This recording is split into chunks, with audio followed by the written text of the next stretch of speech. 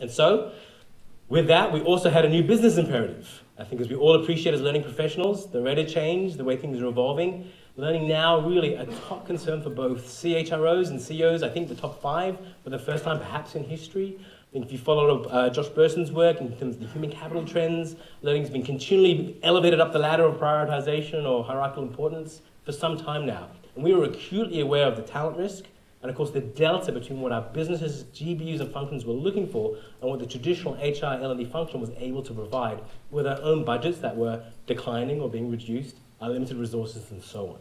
So a good challenge, a new imperative.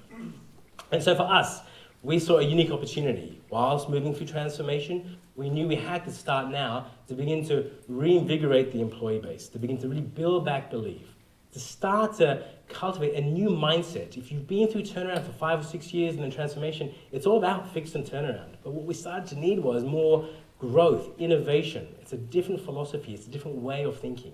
We need more information sharing to try and build a paranoia around knowledge relevance and skill relevance. So people wanted to get out there and find new ways of doing things and to collaborate more openly. And through that, learning, of course, had a key opportunity. So, to solve for it, again, being good students of a lot of Josh's work, we began to appreciate that there was an ecosystem we had to begin to work through and prioritize. As you can see there, it encompasses the experiences you have in work, the actual exposure that you have to build out your networks, your opportunities, the mentoring, the education formally that you can get access to develop those skills, build up your courage, your conviction, your confidence, your capabilities, but importantly, the environment that surrounds you so that you can work within the flow of how you engage each and every day. And so for us, that became a major emphasis point in terms of what we could begin to experiment with to see if we could create a differentiated outcome and a differentiated set of experiences for our people, leaders, and our employees. So bearing that in mind, what we had was very traditional. We had some remarkable content assets. We were literally putting millions of dollars down in partnerships, which were really the best kept secrets. Activation rates, utilization rates were awful. No one really knew about them.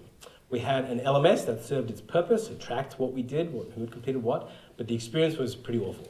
And most people would gravitate to, as you know, Google, YouTube, try and search something out or look externally or ask their peers. So we needed something that was clearly going to be more personalized for them, something that was searchable, that was mobile in its orientation.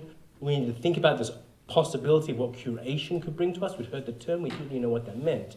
And we needed a strategic partner to kind of carry us forward to begin to allow us to realize some of these outcomes. We were also really conscious of the fact that organizational reliance was changing from more traditional ways of learning. It wasn't going away. I'm quite a traditionalist. I actually believe that you need to be in a room to kind of drill in skill, to change your behaviors or to adjust your confidence levels, to evolve your identity. It's always going to be there. But the dependence on things like machine-enabled learning to get you access to what's more personalized was going to evolve. And clearly the self and social elements, I think, was a massive call for us.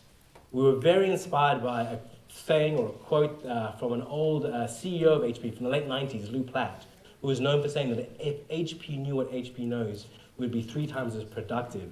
And we were hedging as we were looking at returning to growth, that we could also be 3 times as profitable. And for us, it was very much about this idea of democratizing learning so we could bridge that delta in terms of knowledge access for our employees.